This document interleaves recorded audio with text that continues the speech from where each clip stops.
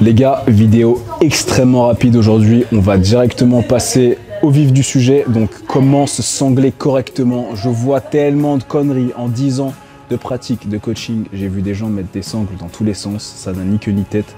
Voilà la checklist officielle de comment se sangler pour avoir des performances de tirage parfaitement optimales. Donc, la sangle, elle se présente comme ça. On voit bien qu'il y a un côté très long et une attache qui se met au niveau du poignet. Lorsque la main est à l'intérieur, lorsque la main est à l'intérieur, la sangle passe côté paume et surtout, elle passe sur le pouce. Donc ça, c'est la première erreur. Souvent, les gens, ils vont l'avoir à l'envers et la sangle ira vers le petit doigt. La sangle va vers le pouce. S'il vous plaît, arrêtez d'oublier cette règle fondamentale, les gars. Donc, des deux côtés, ça ressemblerait à ça. Là, maintenant, une fois que j'ai fait ça, la main passe par-dessus la barre ou l'haltère ou la machine, peu importe. La sangle passe en dessous. J'en vois parfois qui viennent essayer de louper comme ça. Ça peut paraître logique, mais non, parce que là, si je tire, qu'est-ce qui se passe? Ça s'en va. La main par-dessus, la sangle par-dessous. Je la récupère. Erreur à ne pas faire encore une fois, ne pas rouler la sangle sur elle-même comme ceci.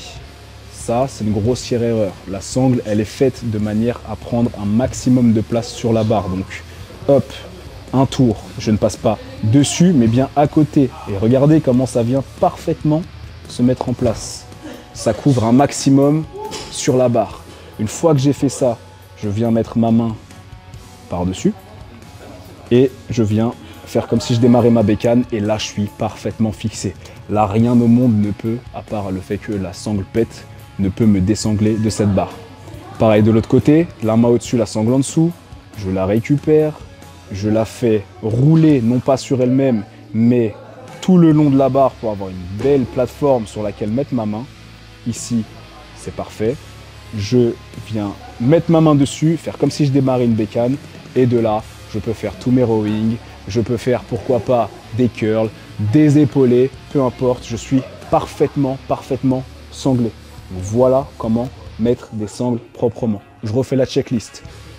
Sangle côté pouce, on y est, c'est cool. Main au-dessus, sangle en dessous, on y est, c'est cool. On roule la sangle non pas sur elle-même, mais tout au long de la barre. On fait la bécane, et on est parfaitement sanglé. Pour les personnes qui décideraient que c'est trop compliqué, que ça vaut pas le coup, ou je ne sais quoi, vous avez les quick sangles qui ressemblent à ça. Et ça, c'est révolutionnaire.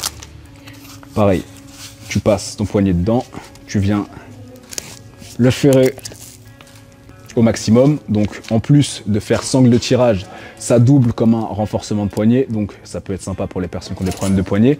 Vous pouvez l'utiliser, pourquoi pas, comme plateforme de poussée. Donc, vous allez l'aplatir ici pour avoir une plateforme de poussée. Mais ce n'est pas son but premier. Son but premier, c'est une sangle, comme celle que je viens de vous présenter. Donc, la main au-dessus, la sangle en dessous. Je rebique, j'attrape, je place bien ma main, je fais la bécane et je suis sanglé. Donc, on a d'un côté une sangle ultra efficace qui, en général, permettra de prendre plus lourd, qui sera peut-être plus durable dans le temps selon la qualité dans laquelle vous allez investir. Mais en termes de laquelle est le plus rapide à mettre, on a d'un côté passage, rotation 1, rotation 2, rotation 3, vissage, on y est, c'est pas très long. De l'autre côté, quick, c'est fini. Donc là, on a une quick sangle, c'est ce que j'utilise au quotidien. Si je suis pas là pour faire de la rep max, mais de la rep de volume, de l'intensité sur 4 reps ou plus, c'est ça que je vais utiliser. Si je fais 3 reps ou moins, c'est ça que je vais utiliser. À savoir qu'il y a plein de types, de qualités de sangles différents, celles avec des picots qui soi-disant collent, des plus épaisses, des doublés, des non doublés, etc. Aussi, je peux peut-être vite fait vous montrer une technique. Tant que j'y suis, autant vous partager le savoir. Si vous avez simplement une sangle classique, vous pouvez juste la poser. Donc là, c'est des sangles spécifiques muscu. Vous allez la louper à l'intérieur, vous allez la mettre et vous avez votre sangle de tirage.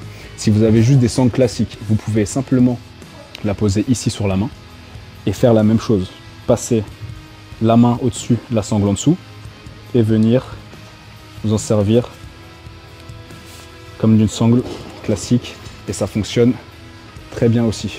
Bon là forcément il y a le rembourrage, le protège-poignet qui vient faire un peu chier, mais si vous avez une sangle qui est comme ça sur toute sa longueur, une ceinture, peu importe, vous n'avez même pas besoin qu'elle soit loupée, vous avez juste à la mettre comme ceci, hop, à la plier en deux, à la passer en dessous, mettre la main par-dessus et vous en servir comme d'une sangle classique. Voilà les gars, comment utiliser des sangles de tirage, comment mettre vos sangles de tirage correctement. Vous avez la checklist officielle. Les gars, si vous voulez plus de conseils comme ça, www.athleticslegacy.com, venez choper un programme, forcément, il y a toutes les techniques incluses dedans, les programmes, les tutoriels d'exercice, les temps de récupération, tout ce qu'il faut. Pourquoi? Parce que je suis peut-être une des références dans le fit game français, et tu le sais, je le sais, tu le sais, elle le sait, on le sait tous. Donc rejoins la team mon frérot et n'oubliez pas que tous les programmes Athletics Legacy sont inclus dans l'abonnement Alpha Academy. Ceux qui veulent rejoindre la communauté privée Alpha Academy, www.alphaacademy.com et on se retrouve de l'autre côté les gars. Kylian Sensei fucking out, c'était Athletics Legacy. Peace out boys.